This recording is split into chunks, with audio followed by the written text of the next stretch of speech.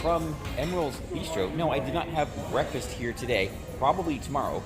But even more important pro tip, if Java Blue is backed up, they have coffee here. No wait. Okay, first, a little bit of housekeeping. Oh, well, it is... Wait. Welcome to Sea Day 2, Day 3, aboard the Next Generation Mardi Gras. And, yeah, back to housekeeping. Okay, so, the itinerary, yes, I did have to double-check this. We are on our way to San Juan, Puerto Rico, and then Amber Cove, Dominican Republic, not Half Moon Key, which is in the Bahamas. I will be stepping ashore briefly in Amber Cove because, well, the windows are open and there's lots of light. No, just to step ashore and ride the water slide. I may have said this before, but just wanted to clarify where we are going because I guess I didn't know because it doesn't really matter. Anyway, oh, another thing too. When I say corn dog, it's not a bad thing. I mentioned it last night. Don't want you to think I'm comparing Rudy's Sea Grill and that fine cuisine to a corn dog.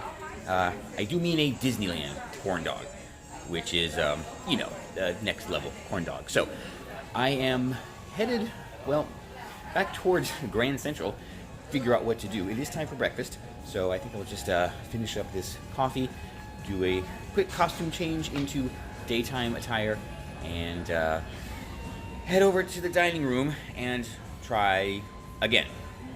Can't believe I have to say that, but it's what we gotta do. The windows are open and there are no velvet or other ropes blocking the stage like there were yesterday. So, does that mean we are allowed to walk up to the window? I don't know. This time, maybe I will ask. Changed and off to breakfast. But first, Mark, they got it right this time. Everything, even the card. So, Carnival is definitely ahead of the game on this one. And Princess, something you may learn later, much later in life. Very often, a good travel agent is more important than a good lover. I am checked in and on my way to the Palm Restaurant. The first mystery of the day is, will I be allowed to sit? Well, we had that controversy back on Explorer of the Seas, but not Adventure of the Seas. So we will find out soon enough. I mean, if I have a backup plan, as always, so it would be totally okay. Just throw breakfast off again. Yeah, I will have breakfast. I will get my Eggs Benedict if it's the last thing I do on the ship. And, well, at this rate, maybe it will be. No problems at all getting seated. I checked in online, but they just pulled me out of line and brought me to a table. It's not full at all, so I am ready. I know what I want, so let's get this moving. One other bit of housekeeping. Bolt is not $5. I had heard that before. It is actually $15. Okay. Wow. Keep that in mind. I don't know if I'll do it again. I have plenty of credit, so I might as well.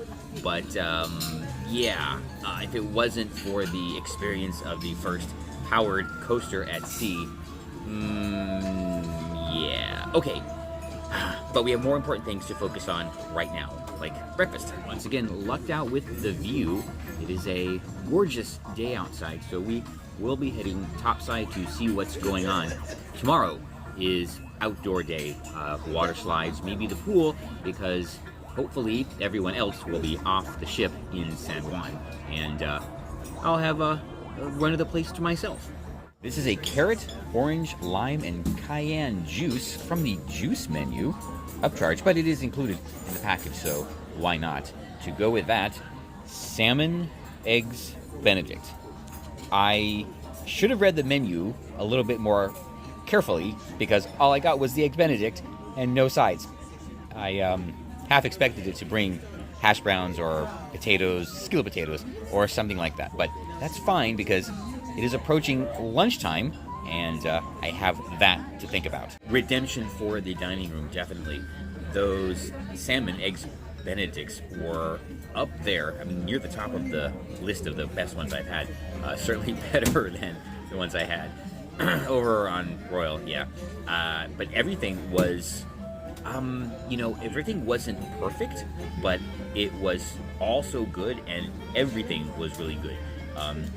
The muffin, the eggs, the hollandaise, everything. Oh, and the salmon too. So there was no weak link in that chain. So I'm glad I came back. I will be back in 2 days, next C-Day, to try some other things because they also look really good.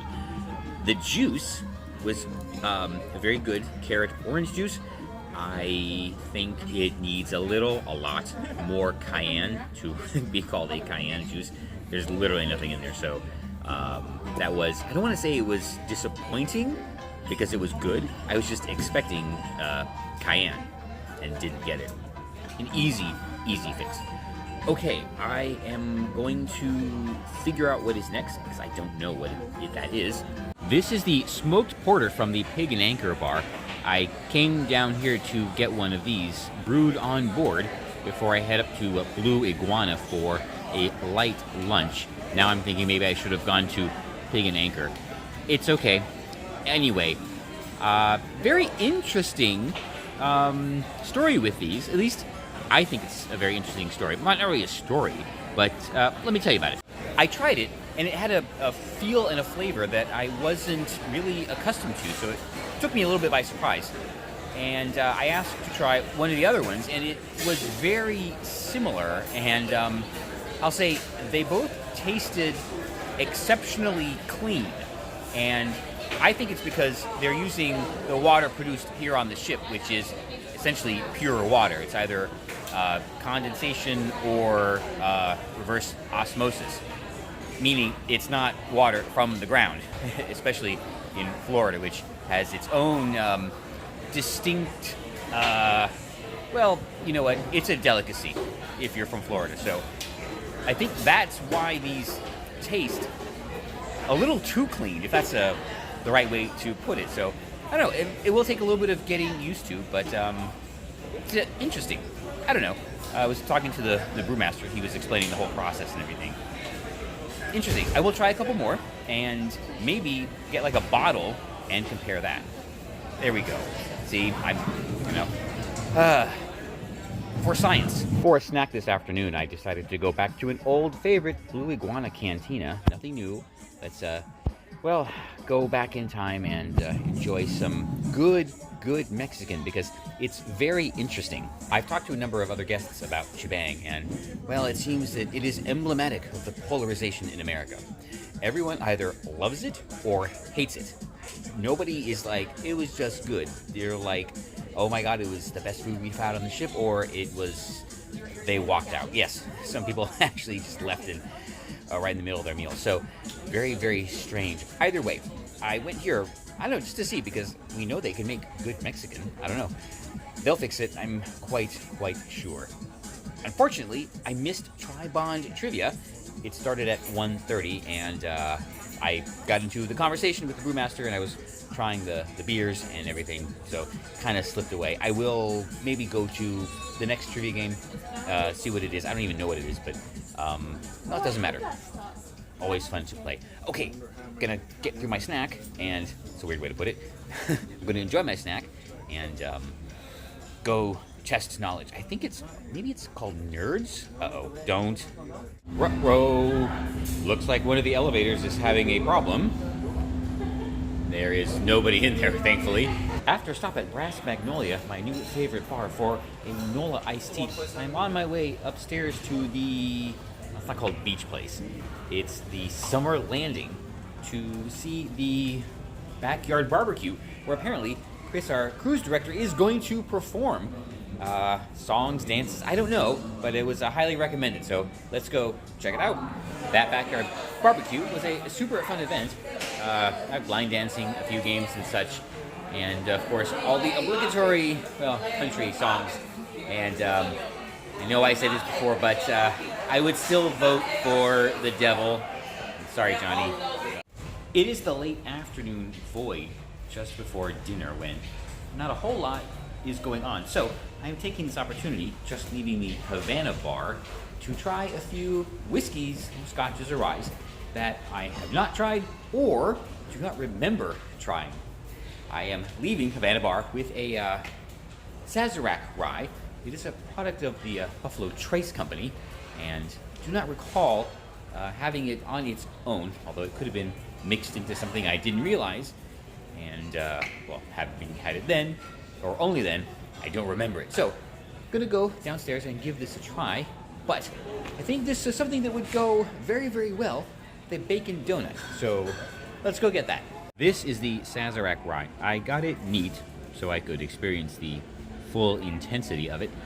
And this is the bacon caramel donut. It is $3 on board, but again, I've got so much credit to spend. It's essentially free, and it's here at the Java Blue Cafe. All right, the Sazerac rye, pretty good. It does have a kick to it. The flavors, though, are very mild, so it could be a sipping rye. And, okay, enjoyed it, and it did make a remarkably good pairing with the caramel donut. So, let's talk about that for a second. It is a good $3 donut. Yeah, I guess the upcharge means they don't have to use the absolute cheapest ingredients, but it is not a $6 donut that you would get at Everglazed or someplace like that. But it was still good. Now, one of the problems, though, and this is probably a logistical thing here on the ship, the case they're stored in is slightly chilled, so it was a bit cool. That was unexpected, and it would definitely be better if it was warmer, or at least room temperature, but I don't think they make them continuously all day, so yeah, that's a logistical thing that I don't know, it might not be worth overcoming, but that's why a donut from like Everglazed, or even what's the other place? Krispy Kreme. It will always sort of fare better because they are produced continuously. All right, I have to pick the next bar. It's probably going to be the Brass Magnolia, so let's head over there.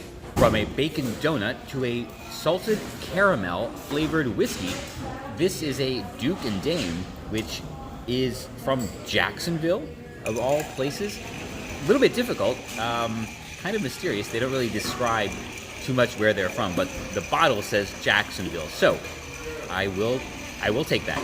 The Duke and Dame is quite tasty on its own. It is like taking a very mild whiskey and melting a few Werthers in there. It's exactly what it is, and pretty drinkable, definitely very mixable. So I think they have some cocktails with this upstairs at Pig and Anchor, so maybe I will try one of those or request one. I mean, they have to have it for a reason, so now this spawns an entirely new thread of experimentation. Okay, well, time to move on to the next venue. This is an Aberfeldy 12 from Aberfeldy Distillery. It is a blended Scotch whiskey, so from Scotland. So, yes, actual Scotch, which is the drink. The people are Scottish. That Aberfeldy is quite a head kicker. It is some pretty potent stuff. Still drinkable, but wow, that was very intense. There is another one somewhere on the ship. I have seen it, so I may track that down later and give it a try. But we will go to another venue and try something else very soon. Still not dinner time yet.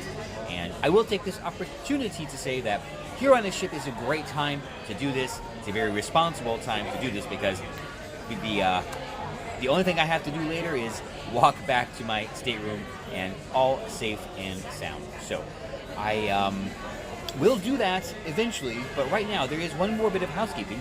I learned that the $15 price for Bolt is the promotional introductory price, and that it may very well go up later on future sailings. Now it's getting crazy. I will say unequivocally, I would not pay $25 for that. To be honest, I would not pay $15 again to do that. So take that as you will. You know what? If it looks interesting, absolutely try it. It's still not that much money, but having done it, $15 is, yeah, I would rather get a couple of these instead of ride the Bolt. Okay, gotta pick the next venue, and we will pick our selection when we get there. Is that a right way to say it? Doesn't matter. We'll see what's gonna happen. Haven't been putting it off, but I haven't been to Emerald's other than for the Pujambals the other night. I think tomorrow, while we are in San Juan, I will make it a small bites day, meaning I will sample some of the smaller dishes from around the ship. Here, the cafe, upstairs, the panini place, all those kinds of things. No full meals sitting down anywhere, just little bites throughout the day. Now we're trying a Blanton's Kentucky Bourbon, and there is the little bottle with the horse on top. Apparently, each bottle has a different letter by the horse, and you can actually spell Blanton's, and once you do it, I guess you're in some super special club, which take me quite a while to join, but you know what? Everyone has their goals in life. The Blanton's is tasty and drinkable, much more drinkable than the Aberfeldy. I can't really tell the difference between this and anything else, so I don't really know how to describe it as anything different. So one of those cases where if you have a taste for this, it's your bourbon, but for me, it's just another good bourbon. If I see it, I'll try it. I will probably, I hate to say this, but I will probably forget that I tried it, which means I will definitely have it again. So yeah, but it's good. Glad I tried it. Whiskey tasting over. It is now time to think about dinner, and my preference is to try El Cucina del Capitano. I think that's what it's called. Cucina del Capitano. I just said that, right? Or Fahrenheit 555, and I hate these directional lights. Either way, we are going to head back to our stateroom for a quick costume change, and we will head off to dinner. And the minor choice crisis is actually not too bad today, so that means I am really, really thankful for my problems.